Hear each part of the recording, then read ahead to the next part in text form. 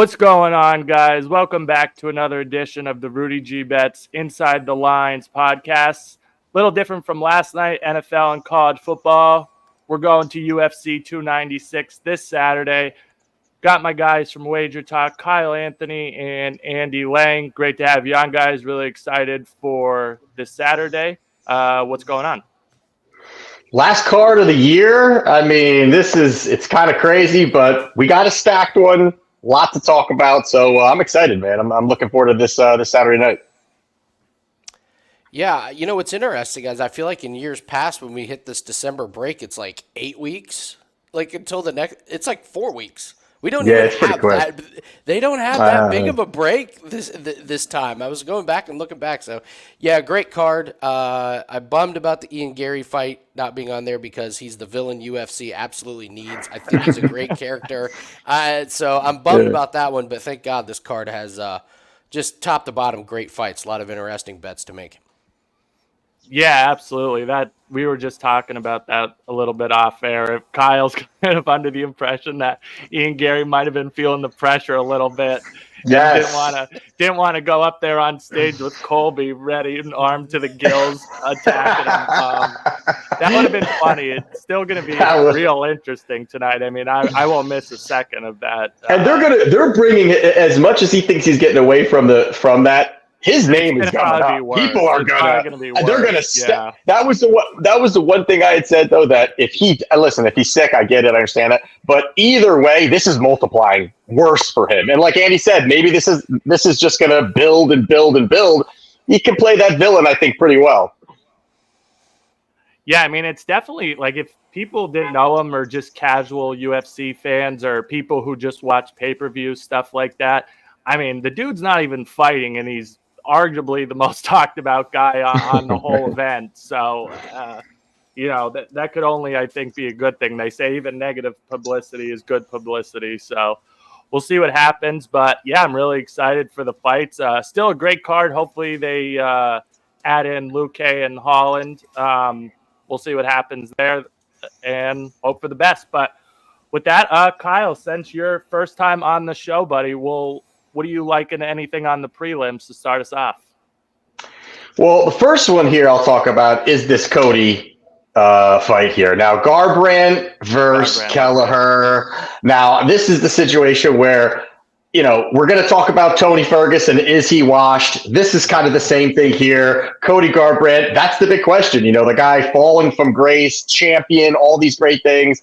If you kind of run down some of his losses, not the greatest. After losing to TJ Dillashaw twice, he gets knocked out by Pedro Munoz, who doesn't really knock out anybody, gets mauled for 5 rounds against Rob Font, gets KO'd in the first round against Kai Kara-France. And then the other one was the Trevin Jones fight, which the Trevin Jones fight for me was almost even worse because, yes, he won. But the thing is, he fought so safe. He tried to do everything possible because he knew, I can't screw this up. I have to be able to just protect the chin. And that's taking him away from some of the things that make him fantastic, which I get it. You can't fix, a glass chin. But, this is a spot where the line is kind of wide here. I don't like this line at all, of how wide it is. And Kelleher, I'm not saying that he's some guy that can crack and knock everybody out, but he's 2-3 out of his last 5. And the guys that he lost to was, Ricky Simone, Umar Nurmagomedov, and Mario Bautista. Some hard hitters, and then he's beating some lower-level guys. So he's kind of been a journeyman guy.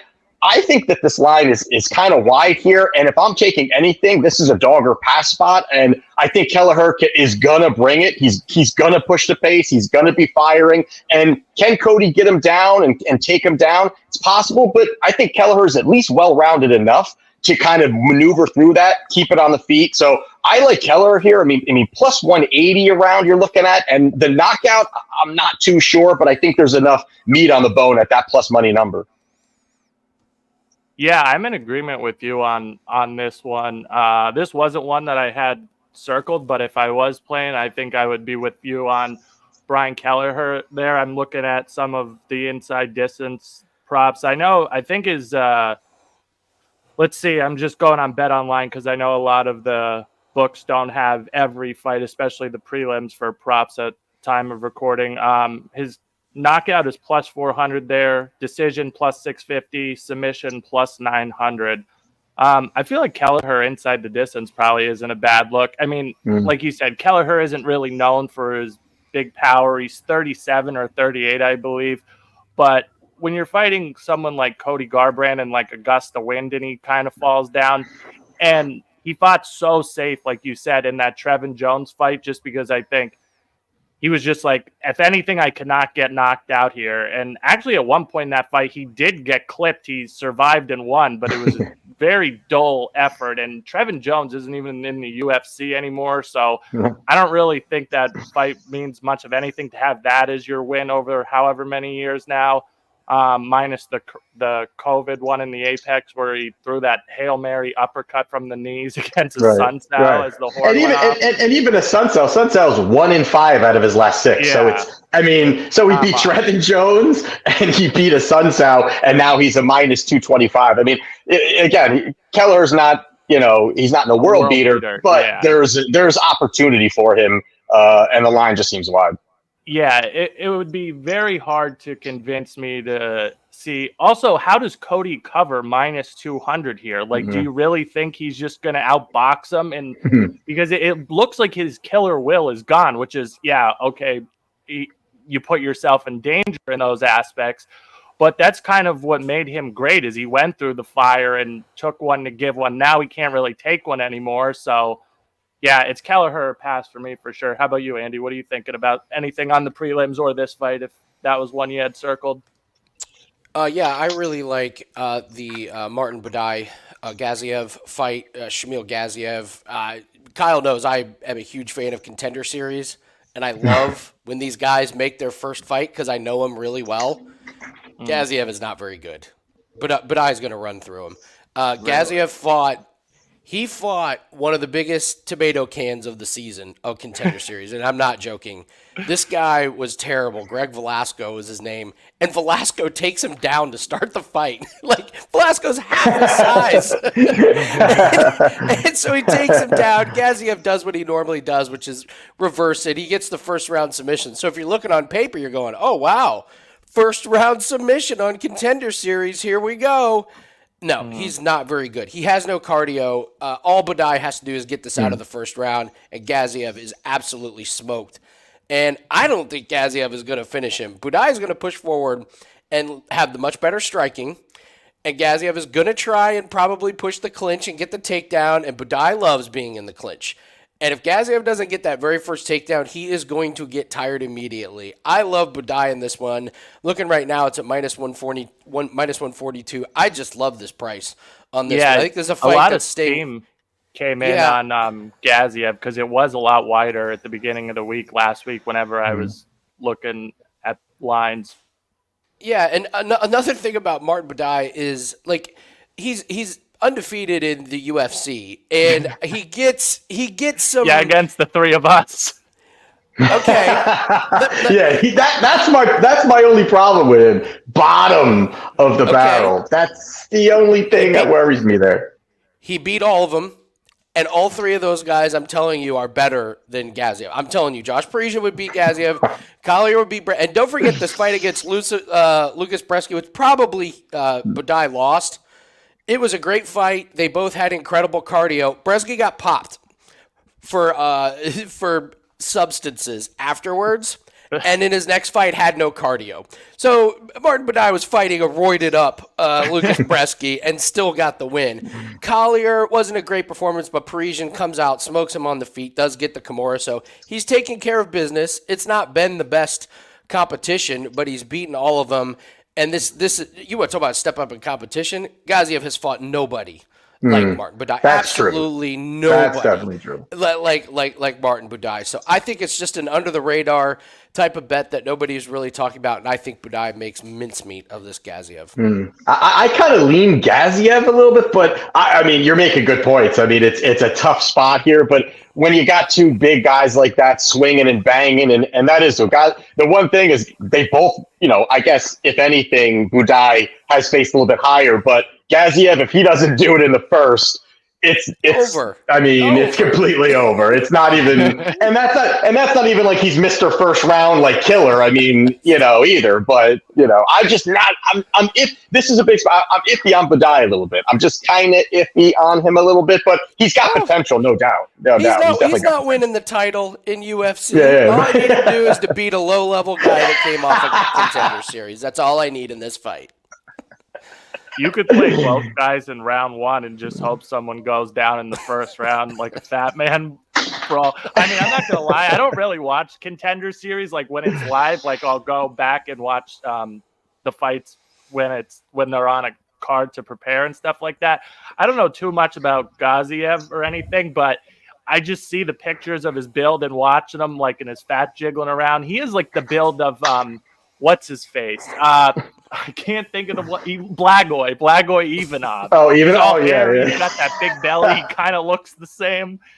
Like, but anyway, that's just a funny aside there. Yeah, I really have no opinion. Low level heavyweights. I mean, dude, a guy could slip on a banana peel. Seriously, like, that fight will not be getting any of my money. But Andy, if you're big on Budai, then more power to you, and hope you get a winner there.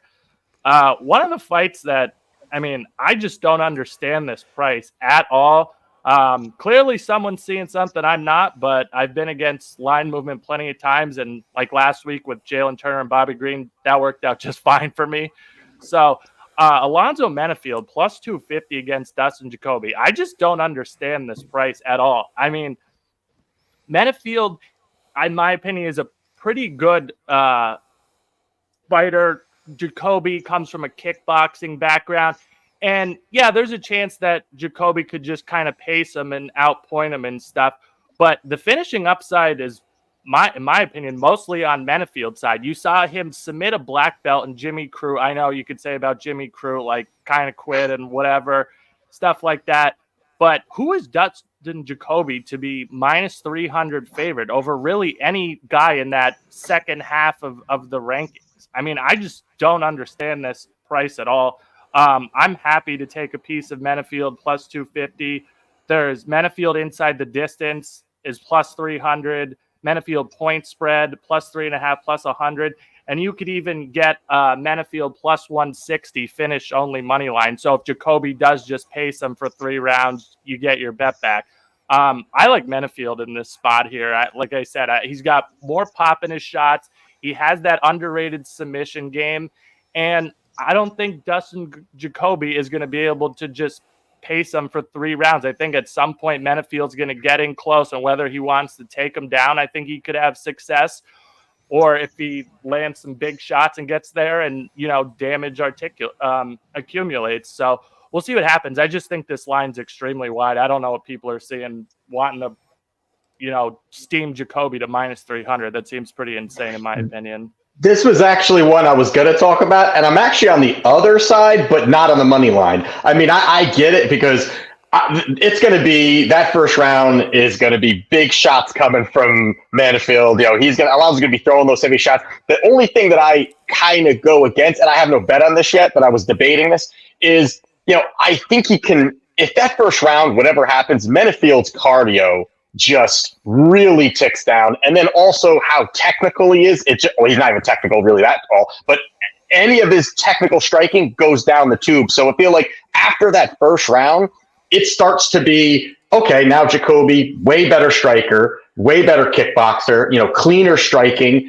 those kinds of things. Even the grappling, like I kind of was looking into that. And even with the grappling, even if he takes him down, Menafield's not a guy that's going to positionally win, lay on top, do the right things where, Jacoby can at least be somewhat knowledgeable to get back to his feet. So that first round, he could absolutely nuke him in the first round. I mean, there's no doubt he's got the power. But as that fight goes on, I kind of sense it more being a late finish for Jacoby, maybe that second, third round. And you can get it's around plus 140 right now for Jacoby knockout. Again, I did not bet it, but I kind of was looking at that as an angle because I just think that he can work from a distance for a little while he's swinging these big hooks and missing.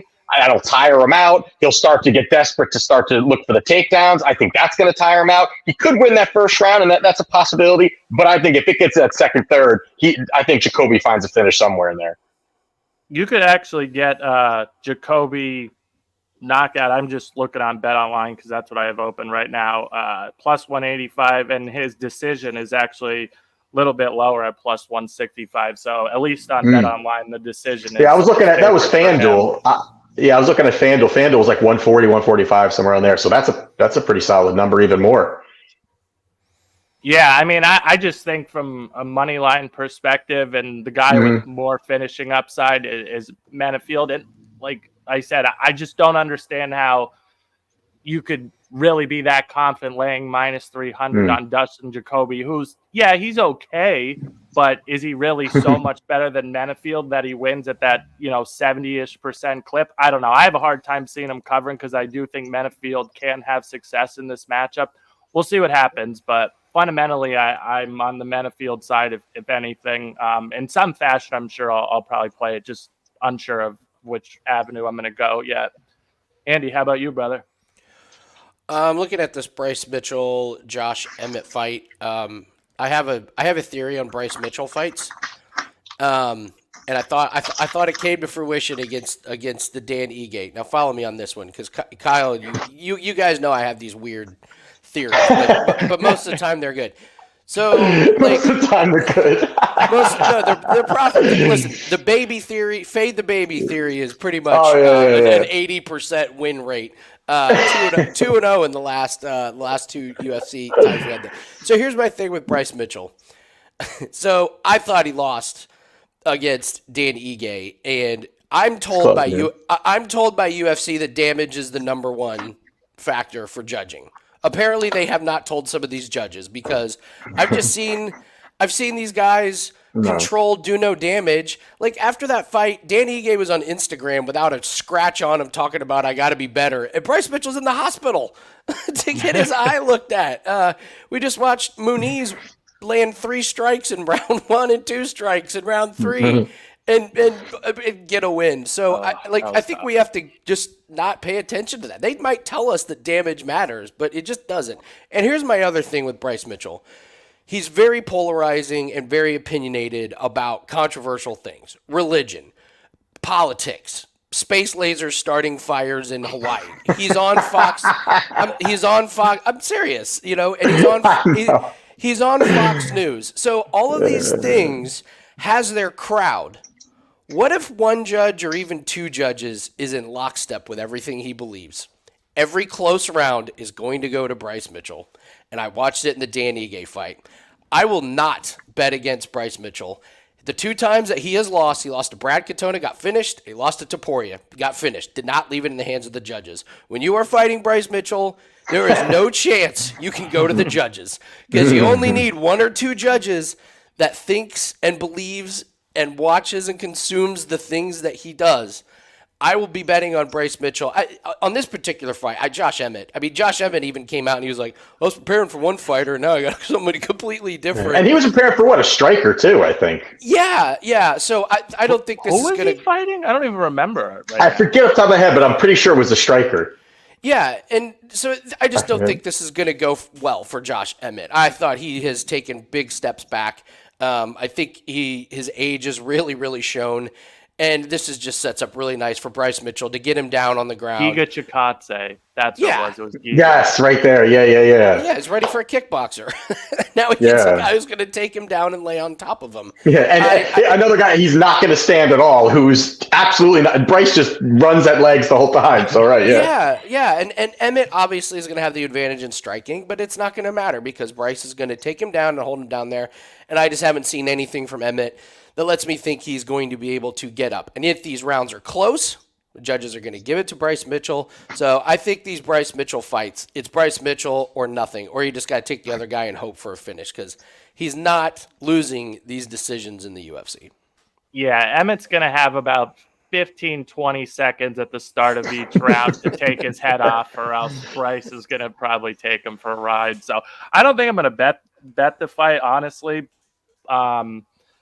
But yeah, I mean, it would probably be Bryce for me unless Emmett does land a bomb. I mean, he still throws, but the problem is he's not really landing that often anymore, and he hasn't really knocked someone out in a very long time. And Andy, what are you I'm sorry, and what were you looking at? Are you looking at a finish, or you're thinking decision then? No, Bryce Mitchell by decision. Bryce Mitchell's not. And finishing. what's the number though? Do you have the number off the top of your head or no? I'll have to look it in front of me. I'm just curious. Plus 140 range, I want to say. Plus 140. Beautiful. No, that's beautiful. He's not finishing Josh. No, I don't think he's finishing because Josh has the wrestling background. He's strong. Super tough. And he's super. Yeah, I mean, especially what happened with Topuria. I mean, I had Topuria inside the distance. I thought he was dead in the first round, and he just kept bludgeoning him for 5 rounds. So, no, I think the decision's a pretty good spot. Yeah. On Bet Online, just because I have that open, like I said, Bryce Mitchell decision plus 125, submission plus 300, and knockout is plus 1,000. Even though he has 0 knockouts, that should probably be wider, honestly. But yeah, I was about to say that's actually short. That number. Bryce Mitchell's gonna grab his Bible and bang him on the head. Yeah, how is he even? He doesn't ground and pound. I mean, he really doesn't ground and pound. He really doesn't throw punches standing. So it's like. Yeah, he's one of the few guys that I would say the ITD isn't really necessary with him. He got about 20 fights and 0 career knockouts. So, yeah, good old Bryce, man. I'll tell you what, the UFC is going to be rolling their eyes if he gets on the mic on a pay-per-view card like that. Man. Starts ranting about the aliens are coming and whatever the hell else he says. And you think they'll be rolling? You think they'll be rolling their eyes? Oh yeah, I don't think they want to hear that. Oh, I think they love it. Are you kidding me? They wouldn't Colby even allow Covington's flags fighting on the like card. Donald Trump's going to be there. They can't get enough of this. Well, that's different than what Bryce Mitchell does, though. Like Bryce Mitchell it takes it to like a different extreme, like with the conspiracy theories and telling Sean O'Malley he's going to go on his podcast and teach him about aliens and all this other shit. I'm like, Jesus Christ. I think Topuria bopped him in the head a couple too many times. Yeah, right. And plus, he's a guy that doesn't like have a gym or like he's just on the farm, just doing his thing. I remember it's crazy. From what was he on? The Ultimate Fighter. They were showing him. He was literally like had dumbbells made out of wood. And was doing like bench presses out in front of his barn and stuff. I was like, "What? This guy's."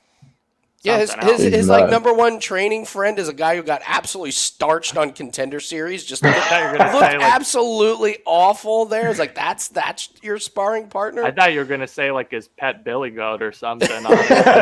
He's wrestling goats in the back. That's great. Another prelim fight that I wanted to talk about. Is Cody Durden and Tagir Ulanbekov. Using the ESPN app here, I got a couple things open showing Tagir minus 170, Cody Durden plus 140.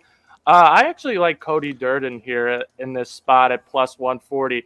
I think he's the better offensive wrestler. I think he's the more durable guy, and he showed a lot of toughness and tenacity in his last couple fights. I mean, Jake Hadley almost ripping his arm off, him escaping, reversing the position, and winning that fight. So I think that he, throughout the course of 15 minutes, or if there is a late finish, I'm not inclined to think that there will be.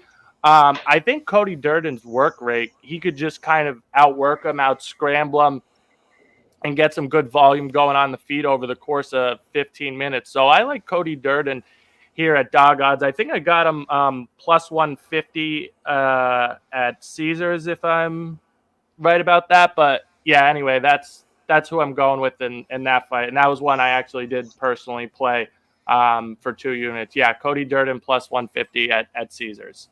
So yeah, I like that one, man. I think Cody. It's not a good fight for the other dude. I mean, he has it was like 6 fights that he like. If you look at it, that he fell out. Like he was hurt. Out a lot of fights. And it stuff. Just seems like he's not really there, and he doesn't have Khabib anymore in his corner and all that stuff. So it's like I think things are changing a little bit, but I think Cody is really hitting his peak of like being a wrestler and really intertwining it. He's not as much like he will hug and he will kind of do that, but he has good top control, good control. He can scramble a little bit better where it's not just a lay and pray kind of thing. And I think his striking is starting to get a little bit better too. So I think, I bet that plus 150 is a good spot. I think that he's not a guy that gets finishes. That's probably another spot where a decision may not be too bad of a spot either. Yeah, I was happy with the plus 150, but Right. if you did make me pick a method, I would say decision, or even if Tagir maybe doesn't look so hot. I know FanDuel and some other books you could get 3 in decision in 3-round fights, and then I think in title fights and other 5 rounds they do 4 or 5 decision. I believe that's how they break it up. So just in case, maybe he does put a pace on him and breaks him towards the end of the 3rd round, something like that. But yeah, long story short, I'm with Cody Durden here. I think he's going to get this one done. So how about you guys? Anything else you want to share for the prelims, or you want to hop right into the newly abridged main card? Yeah, I would say Ariana Lipski is a live dog against Casey O'Neill. I know, I loved Casey O'Neill. Like, I thought she was great when she was fighting some of the lower level, but she's had the knee injury, and I did not like what I saw against Jennifer Maia. She got walked down. Her striking defense was absolutely non-existent. It was bad.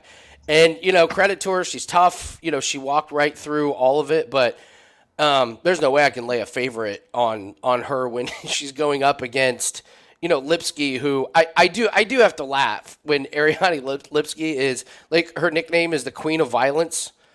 Except she's not that violent. Decision. Not UFC. Throws like 2-3 shots a minute, strikes a minute.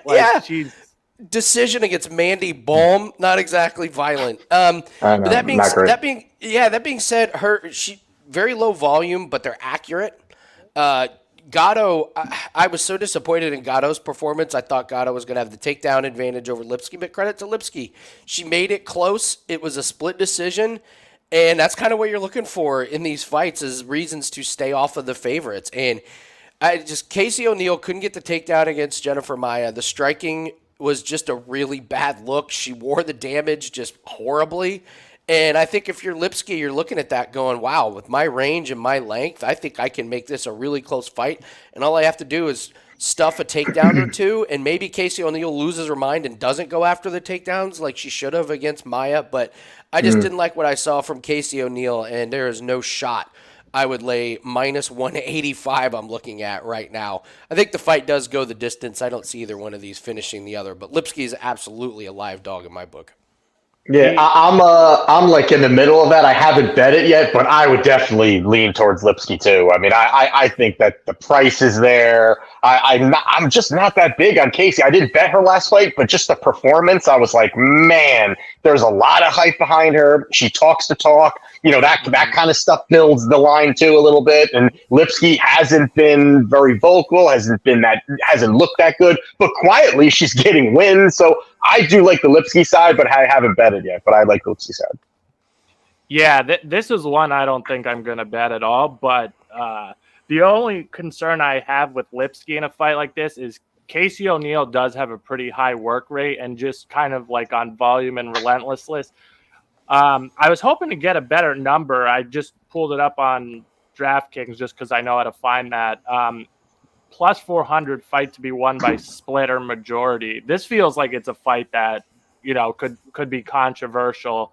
I wish there was a better number, but I mean, I don't hate it. I think a lot of times with these women that don't really have that much finishing upside, and it's just kind of, random sloppy striking, and the judges can't really distinguish, and you have a 30-27 on both sides. You're like, what the fuck's going on here? Mm-hmm. And you don't want to be holding a favorite ticket in that situation. So that's kind of how I think it's going to go. I think split is definitely live in this one. I just wish it was a little better number. I'll have to check out some other books. Might be a sprinkle spot for me.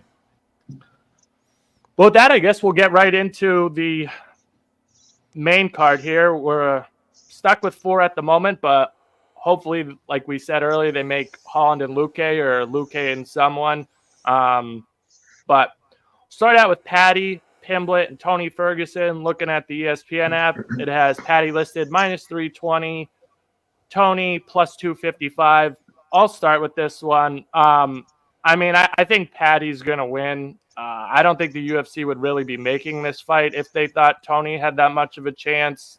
I mean, there's just a lot that tells me Tony's done, and yeah, that's far from a hot take at this point, but he's lost 6 in a row. He hasn't won since pre-COVID. His last win was against Cowboy, and he's been finished in 4 out of these 6 losses. Paddy, while I don't think he's ever going to be in the upper echelon of the lightweight division or anything like that, I think there is like a massive physical and age and also athlete advantage for Paddy here. And people saying he leaves his chin up and stuff like that, and which he does, and he's very sloppy. But the thing that I think will work for him in this fight is Tony is just like so low volume, such low output. He doesn't really have any power left anymore. And Paddy will march forward, get into the fire. And I think eventually he can get to Tony. And whether he wins a decision or he gets a finish, I think it's going to be one of those things where you're watching it. If you like Tony or if you have a bet on Tony or whatever the case is, you're going to be like, Jesus fucking Christ. Like this, please, like this has got to be it, buddy. Like, because I think Paddy's going to run him right over. I really do. Because like I said, I don't think Tony has any pop left in his shots to capitalize on Paddy's sloppy striking. And it doesn't look like he has the physical strength or the jiu-jitsu game going for him anymore. I think Paddy basically however he wants. It's just going to be up to if Tony, if Paddy wants to show him the door or not, because to me, this is one-way traffic. So we'll see if I get there with Paddy, but I honestly think this line is justified. I don't really give Tony much of a chance in hell. I don't know who I would give him a chance with, to be completely honest with you. I think Jared Gordon would kick the shit out of Tony too at this point. So people saying, oh, Paddy lost to Jared Gordon. So what? That Jared Gordon would beat Tony too. That's just my opinion. But yeah, one-way traffic. Paddy will get a victory on Saturday. What do you guys got? I do think I do think Tony's probably washed. I do think that. Now, the only thing that you look at, like you said, the 6 losses, but he lost to absolute killers besides for Nate Diaz, pretty much absolute killers. I mean, who was it? Gaethje, Chandler, Oliveira, Dariush, Bobby Green. I mean, these are some pretty good fighters that he's losing to. And even the thing that you look at it too is that, yeah, he was finished 4 out of the 6 times. Also, that's not good either. But I think the big thing there, what you're saying about the Jared Gordon part, is that Jared Gordon, I mean, this was his step up. This was, hey, we're gonna just nudge Paddy up a little bit and let's kind of see what he does. I mean, it was 63-60 on significant strikes. Jared had 3 takedowns with 6 minutes of control time. I mean, there's no way that Paddy won that fight, which either way, it doesn't kind of matter. Like you're saying, it doesn't kind of matter. But I just think that's not a good sign when somebody like Jared Gordon's clipping you. He's not a great striker. I kind of worry about that. And on the other side, we've got Tony Ferguson. He just lost to Bobby Green, and I understand that he got beaten badly. He got finished late. But the thing I thought was at least a good part for him is that his chin looked somewhat okay. Like, he didn't get rocked, wobbled. I mean, he was getting hit clean. Not like Bobby has this big power, but at least he was taking some of those shots. And the only guys that knocked him out was Justin Gaethje, who beat the hell out of him for 5 rounds and then finished him in the 5th. And then when Chandler, he probably dropped the first round to Chandler, and then Chandler, kicked his head into the rafters. So, I mean, there was that part of it too, where he did that, and that's not good. But also, it's the takedown part of it. I mean, is he going to get the takedowns? I mean, Paddy was, 2 for 8 on takedowns in the UFC. He was 0-3 against Jared Gordon in takedowns. So does he easily take, Tony Ferguson down with his movement and all these things? And does Paddy have this big power to kind of run through him? I mean, it's all possible. Okay, right, it's a fight. But I think that this is a spot, 66% defense rate on Tony Ferguson. I think this stays standing. And at least it's going to be competitive. Paddy will probably get the best of most exchanges and win on the scorecard. So I like plus 260 for Paddy to win via decision. I think is a good spot, and getting off the big number. I just think the world is expecting Paddy to run absolutely through him, where he hasn't been Mr. Run Through. I mean, he's had some, Jordan Levitt and these kinds of guys, but I just think he does enough to survive to get to the scorecard. So I like the plus 260 number. Andy, how about you, buddy? What are you thinking about this one? Tony got a shot or Father Time knocking? I think I'm good on watching Tony Ferguson fights. It's ridiculous. I find myself looking at him going like we're permanently damaging this man. Yeah. Oh, yeah. I mean, and honestly, this is gonna sound weird. I don't want to bet on Tony Ferguson fights. I bet on Bobby Green the last time, and I didn't like myself. I felt bad. I'm serious. I don't like this. I don't like what's happening to him. I mean, the beating that man has taken over the last few years is just extraordinary, and they just keep putting him in there. And I know that he's a crowd favorite and everyone loves him, but I will pass on betting this. I agree with Kyle. I don't. What's weird about Paddy Pimblett is decision against Gordon, but finishes against Levitt and Vargas and Dramedy. He actually does. He's in these fights that somehow get finished, even though he doesn't look great. And then the other thing about Paddy, that's true. It's like that's true. Oh, he finished. We're like, wait a minute. He's barely got takedowns. How did he get the submission? Right. Because Jordan took him down, and then it's things like that. Right. Yeah, I hope Paddy just takes him down, and I don't want to see Tony eating more shots on the feet. So I hope Paddy takes him down, and it's a calm fight. But Paddy by points is pretty interesting. I just worry that Ferguson is just no good on the ground, and Paddy gets him in a choke on there. But I'm good on Ferguson fights.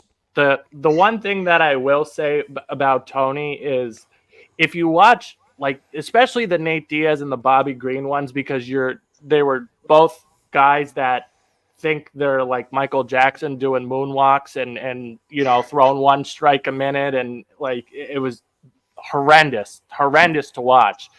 That's the one thing that I think could work against Paddy. Not that Tony was going to get showboating and ran into a big right hand or something.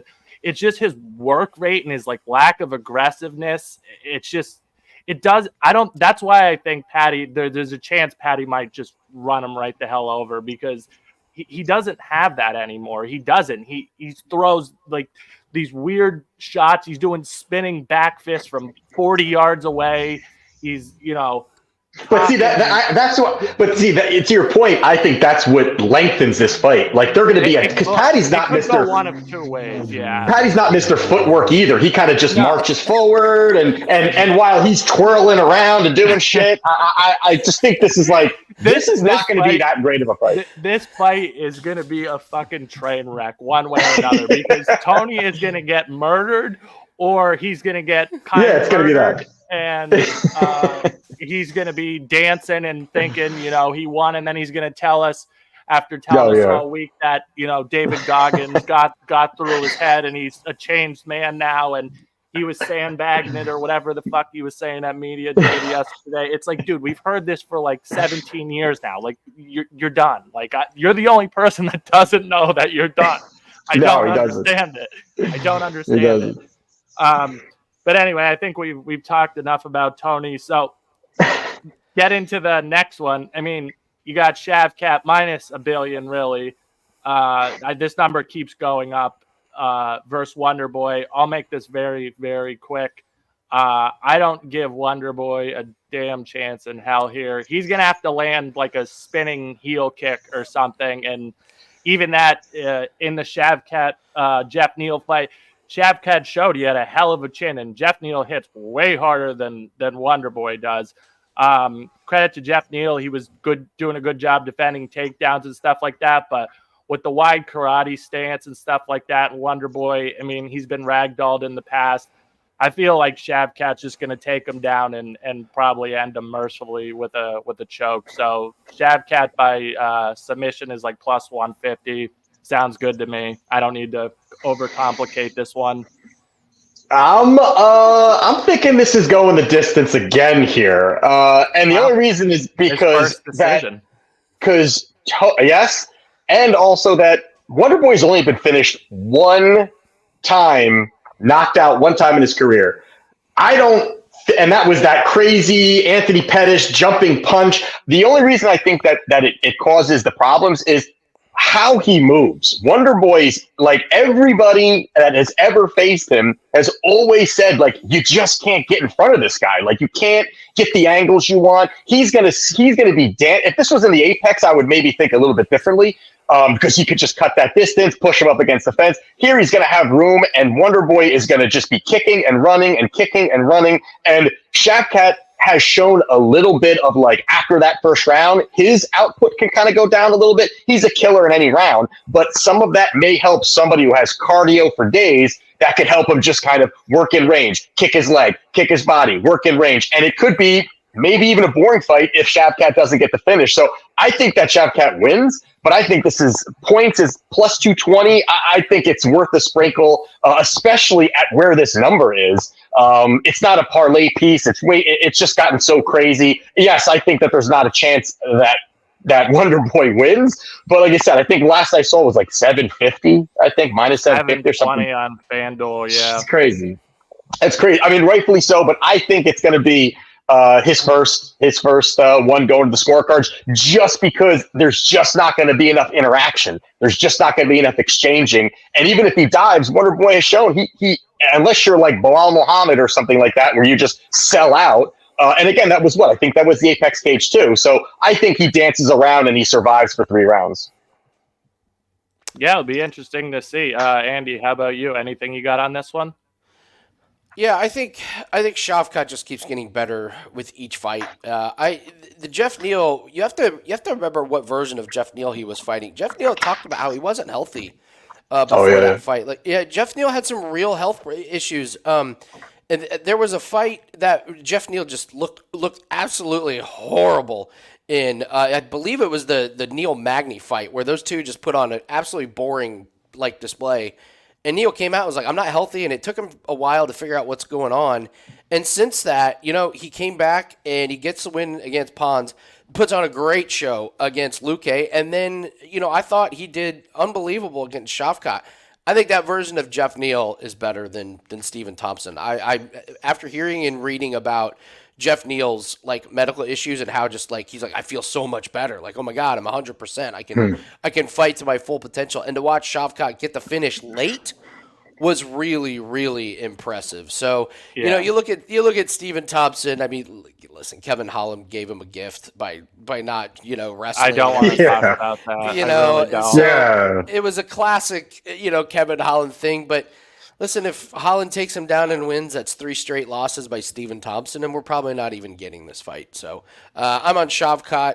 It is a parlay piece. That's the only thing you can really do. I mean, even Shavkat by points is minus 370. So it's just it's a really, really insane one. But I do like Shavkat. I think Stephen Thompson is having fun at this point. Why not take a fight against Shavkat? Yeah, I just think it's a horrendous stylistic matchup for Wonder Boy. And like Kyle said, only finished once, but I don't think he fought someone as tenacious as Shavkat. And Shavkat's in the prime of his life and fighting career. I mean, it's very rare to see Jeff Neal get bullied like that.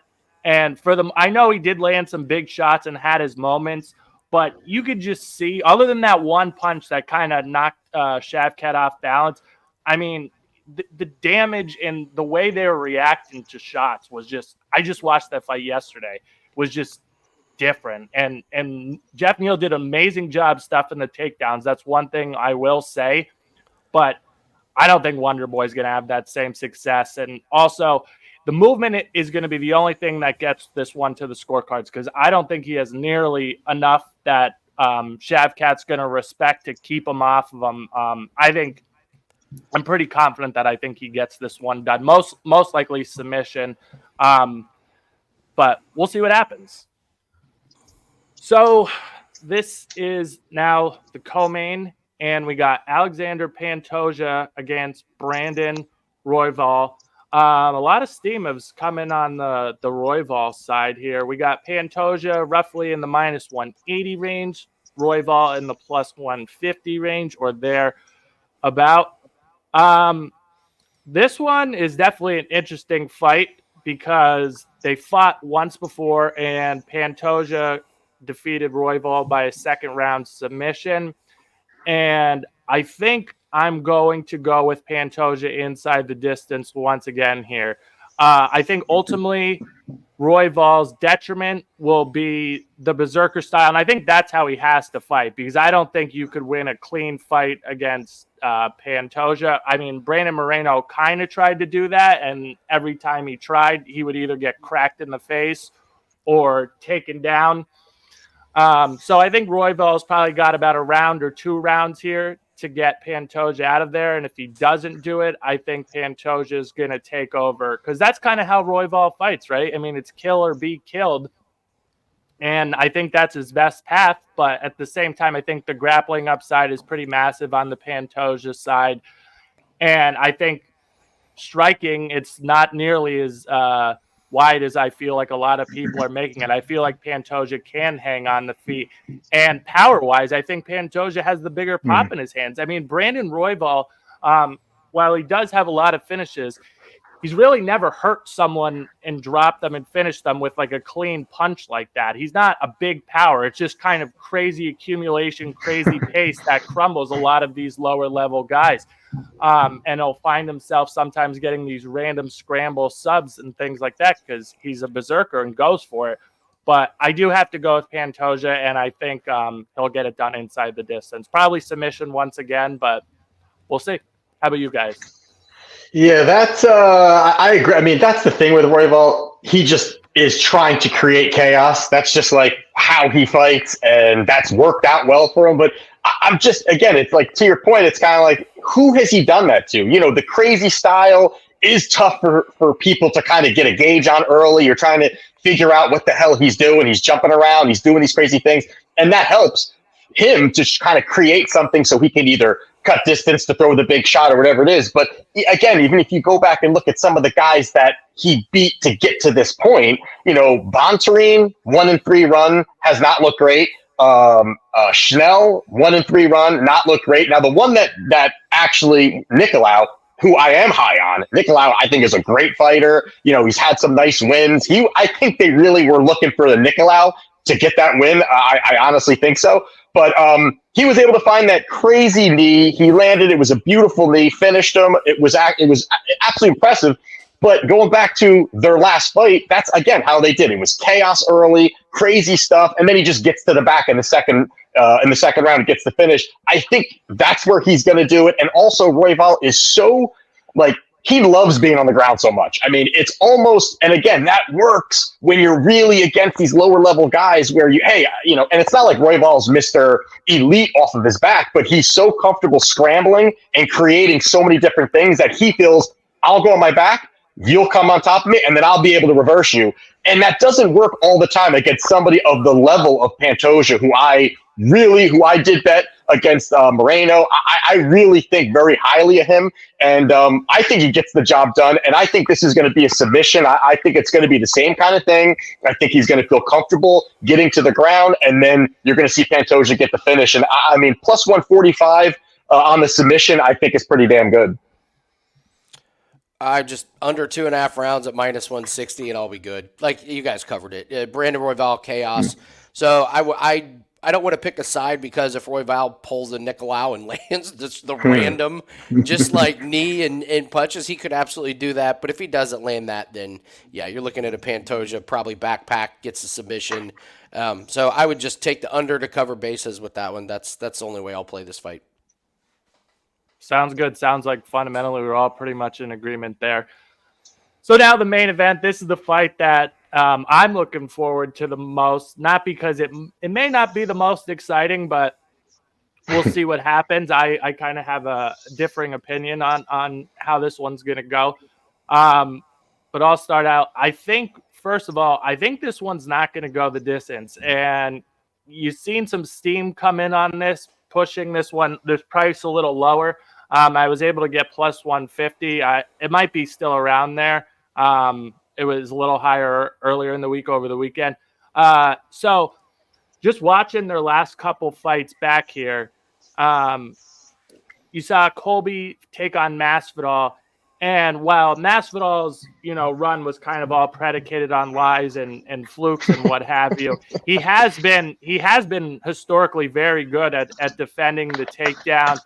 Very durable. He was only submitted that one time by Takanori Gomi or whatever, an inverted triangle, like way back when. And the only time he got knocked out was that flush one against Usman a couple summers ago. And then you have Leon, who, on the other hand, not really a big finisher. People remember the head kick, but the reason I think this one's not going to go the distance, and ultimately my pick is Colby. I do have a bet on Colby at plus 145. I think he's going to get the job done here. Also, I mean, just from a pure money line perspective, Colby is my pick regardless, and who I play. But I have a hard time seeing Leon covering like minus 170 or minus 190, whatever he is right now. I mean, he only lands like 2.5 significant strikes per minute. And I think that's a terrible, if this does go 5, which don't get me wrong, it's more than likely it probably does. But if this goes 5, that's a terrible recipe on the judges' scorecard when you're fighting a world-class workman in Colby Covington, who's just going to chain wrestle his ass off, throw a billion strikes, and just keep pushing forward. And Leon has these moments, I'm sure you guys have noticed it, where he kind of looks disinterested. He's not really doing much of anything. He's not throwing. And I think it could be very easy for Colby to look like a pretty wide favorite in this spot here. Ultimately, I'm picking Colby to win this fight, and I think he gets this one done later in the rounds. If you guys remember in the Masvidal fight, when he finally got him down and had some really good top control, I think it was round 3. I mean, he was beating the absolute shit out of him. And credit to Masvidal, he kind of hung on and took it, but Colby was threatening submissions, which you don't normally see. He was beating them with elbows real heavy. And I think Leon is the type of guy that if you show him the door, he will accept that invitation out. So I like a little sprinkle on Colby inside the distance, but I'm plenty fine with plus 145. So give me Colby Covington and Mr. Donald Trump to appear in the winner's circle. Yeah, I mean, I'm pretty much in agree with you on this. I mean, it is going to be an interesting situation, but like you were just saying, I mean, the Masvidal fight, Colby was 6 for 15 on takedowns with 16 minutes of control time. Where on the other side, you had Leon against Usman in their second fight, and Usman was 4 for 15 with I think it was like 4 or 5 minutes control time. So his pace is what wins him fights. I mean, he'll just keep going forward. I mean, obviously, we all know this. He keeps going forward, pushing the pace, looking for the takedowns, looking for all of that. Yeah, on the feet, of course. I mean, Leon is going to have the advantages, his kicking arsenal, not just the head kick. I mean, he's got strong body kicks, strong leg kicks. He has all those things. But this is where I think there's not going to be so much lapse in time of these guys working at distance. It's going to be Colby on him as much as possible. I think even more than we've seen him. I mean, I just think he knows that's his path. He has to get to it. And to your point also, when this is a stat that I've been saying like all week on like every show, but it's Leon averages 2.8 significant strikes per minute, while Colby averages 4.1 significant strikes per minute. But the biggest part of it is distance strikes per minute. You have Leon at 8 and Colby at 18. So he's not only going to have the big wrestling advantage, but he's going to have a big volume advantage. And if you're looking to win rounds, which is the way that Colby wins, he's not a killer. So he's looking to just positionally win. It's volume, and it's going to be the pressure and pressure wrestling. And those are the two big things outside of, I mean, look what Leon did over those other fights. You know, not very high active, very low volume, kind of plays to what his opponent's doing. And I think that these lapses in time openly allow Colby to have a shot. So I have not bet this yet, but I'm watching this line because that one kind of went back to like plus 145. It went back that it's kind of moving around. I'm going to get the best of the number, but I think more money will come in on Leon Edwards than a chance that people are going to be betting Colby here, year and a half out, all those things. But I think stylistically, it's a good matchup for him. So I do like Colby at the plus number. Nice. Love to hear that. Andy, how about you? Any thoughts for the main? Yeah, a couple things. I hear what you guys are saying, and I everything makes sense. Yes, chain wrestling. Yes, more active, and yet money keeps coming in on Leon Edwards, and I don't know. I can poke holes in Colby Covington. Like if you want to look at his record a certain way, I could do this. Jorge Masvidal, the fight IQ of a brick. After the fight, what was his corner? What was his camp saying? We came to fight. He came to wrestle. Yeah, that was stupid. No shit. Colby Covington showed up to wrestle, and you guys weren't prepared. Stupid. Are you insane? So Masvidal, and by the way, not trying to bash Masvidal, but here we go. But has anybody gotten more out of one highlight than Jorge Masvidal than that knee over Ben Askren? Give me a break. His record's not that good. He's not that great. Journeyman George, baby. Yeah. Okay, so definitely. Okay, congratulations. It beats Jorge. Colby Covington fights once a year, loses to Usman the year before that. Okay, beats Tyrone Woodley, who was at the end. We're really going to chalk that up as beating a great Tyrone Woodley. And before that, Kamaru Usman. So we're back in 2019 against Robbie Lawler before I can find a fight that I would say, that was a pretty decent win, and it's all unanimous decisions. I think there's ways that you could poke holes in Colby Covington. And then when you look at Leon Edwards, I mean, he just fought Kamaru Usman twice. And I just don't think that there's going to be a whole lot of difference in the game plan from Usman to Colby Covington. Edwards doesn't have to make a whole lot of adjustments in the game plan. He knows what's coming. He knows the wrestling is coming. He knows he's going to have to try and figure that out. And just the line move is really, really... I thought people would be all over Covington and the line would move towards Colby, and instead it's going towards Leon Edwards.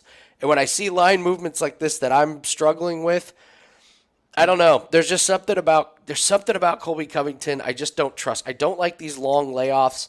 I love that Edwards has fought Usman twice before Colby's fought his last fight. There's just something about Covington that I just can't get there with, especially in this one. I saw him get beat up pretty bad by Kamaru Usman, and I watched Leon Edwards just beat Kamaru Usman. And I was in the camp that I thought Usman was washed and he was done against Chimaev, and he put on a hell of a show. So maybe Usman was not as washed as I thought he was. So I think that win by Edwards in the second matchup against Usman's pretty good. So I'll be honest, I'm not betting this fight. I'm just watching because I can't find the value in either one. But the line movement with the layoff, I can poke holes in Colby Covington's game. One thing I will say in regards to the line movement, and we just saw it, and I went the other way. It was Jalen Green open Jalen Turner. I'm thinking about my Rockets basketball. Jalen Green.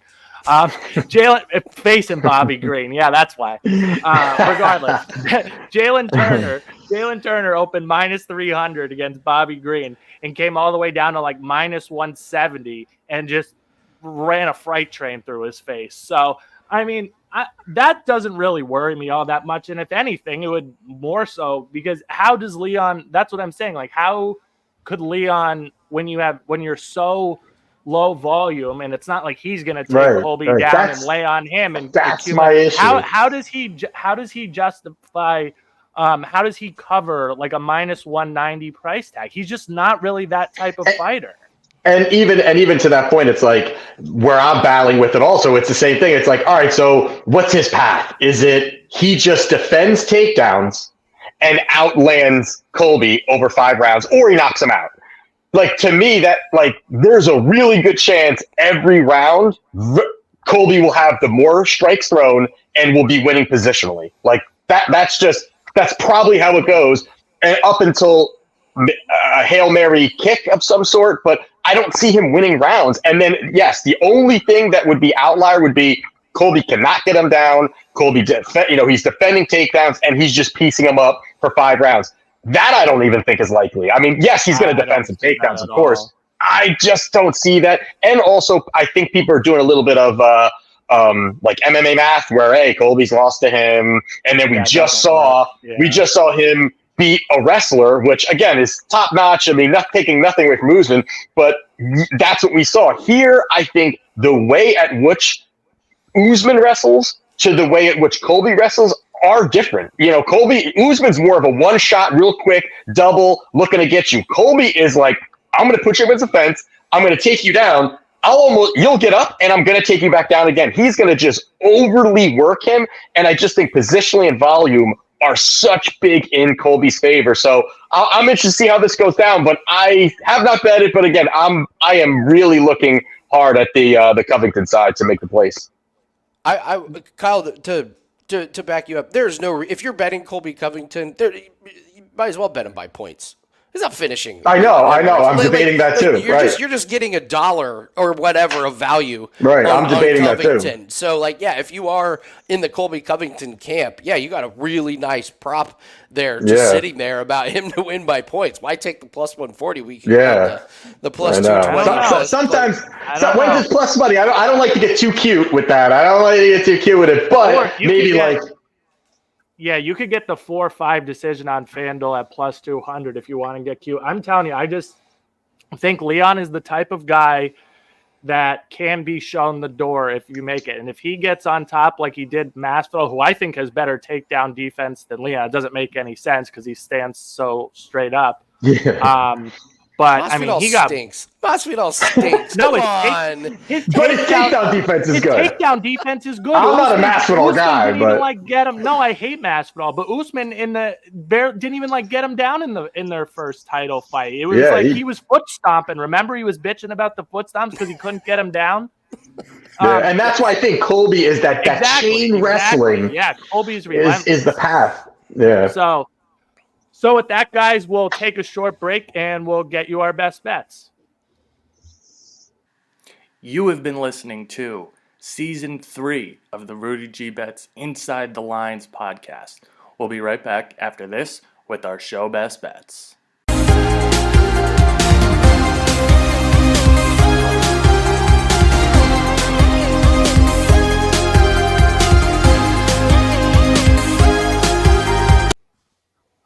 All right, guys, and we are back with our UFC 296 show best bets. Kyle, I'll kick it to you, brother. What do you got for your show best bet?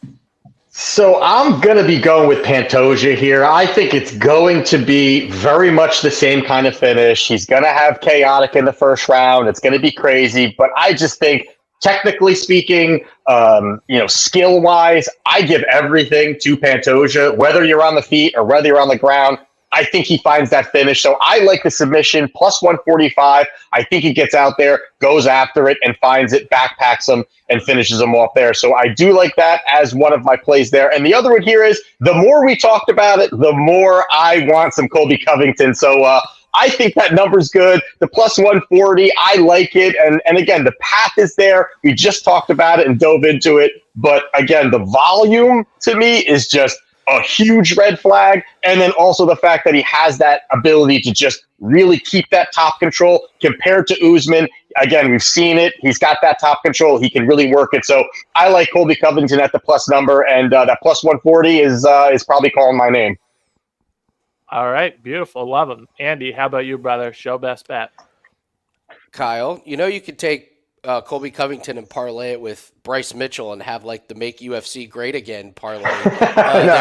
What an epic win in a year. Cody Durden, I'm pretty sure, tweeted at Trump too. Yeah, throw him in. Someone throw him in too. Someone, real quick, Andy, before you go, someone commented. I feel bad because I like Cody Durden, but the most liked comment when he tweeted to Trump, someone puts, "Bro, he doesn't know who you are." And it had I was like, damn it.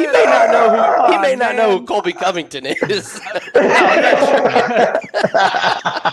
He's just out of his mind. I was like, why'd you have to do poor Cody like that? Don't do him dirty like that. I was like, why'd you got to do Cody like that? He never heard of I'm gonna go with. I'm gonna actually go with a little parlay. I'm gonna go back to my guy Martin Badai, fading Shamil Gaziev, who has no cardio. I don't think he's got the ground game to get Badai down in the first round, and Badai is just gonna be much better on the feet. The forward pressure is gonna be there. I think he overwhelms Gaziev. I'm not going to mess with Budai inside the distance because I think this minus 140 to minus 150 range is pretty good. But to piggyback off what Kyle did, I'm going to take the Pantoja Royval fight to not go the distance. Royval is an under machine, and he is a kill or be killed fight. I think he's got like one fight that went to decision. That was a Bontarine fight. So if I parlay Budai minus 140 and not go the distance at minus 550, that gets me right to even money. I know it's a low-level heavyweight fight, but sometimes these are the best ones. I trust my read on these Contender Series these guys, and Gaziev, not impressive at all. Budai's a step up. So Budai and the Pantoja fight to not go the distance at even money is my best bet. All right. I did have one, but unfortunately that fight went in the toilet. So we're going to go with my 1A, 1B, whatever. And it was definitely the most long-winded I think I was about any fight other than, kind of saying Tony's done. I'm going with Colby Covington, plus 145, plus whatever number you could get, really. I think there's tons of paths, like I just explained. And I think even if he does lose this fight, I think it's going to look like he's the side. I have a hard time seeing Leon create separation and win this 4-1 or just brutally beat his ass and get a finish, something to that degree. I think Colby's going to look like the side, even if this does go down for Leon. Like I said, Colby inside the distance at that plus 600. I know Andy's very adamant that this one's going 5, which, more times than not, it probably does. But I think there's something to be said about the way these two match up. And I think Colby does have the ability to show Leon the door. So we'll see if he obliges and cash a nice plus 600. But for all intents and purposes, Colby plus 145 will be my show best bet. Love the price. And kind of like Kyle, I think he's got a lot of tools in his favor here. So we're going to go with Colby. But with that, guys, Kyle, Andy, thanks for coming on. If there's anything you guys want to promote, anything you want to talk about before we let you go, floor is yours, boys. Hey, listen, last event, I'm not promoting nothing. All I'm saying is let's go out there and let's just all win and make sure that Leon Edwards doesn't win. That's it. Besides that, but no, it's awesome. Part 2, baby. We know who won the first one. We're coming for a second. Yeah, so I'm excited for this weekend. We have a break, but we'll be back in January. But excited for this weekend. Yeah, excited. Hope everyone has a happy holidays. We'll see everyone in January to get back on the winning track for UFC events. Let's close out. Let's close out big. And remember, you do not have to bet every single fight. You don't have to go big on all these fights because it's the last event of the year. Let's practice bankroll management. Take it easy, and any type of profit is good profit.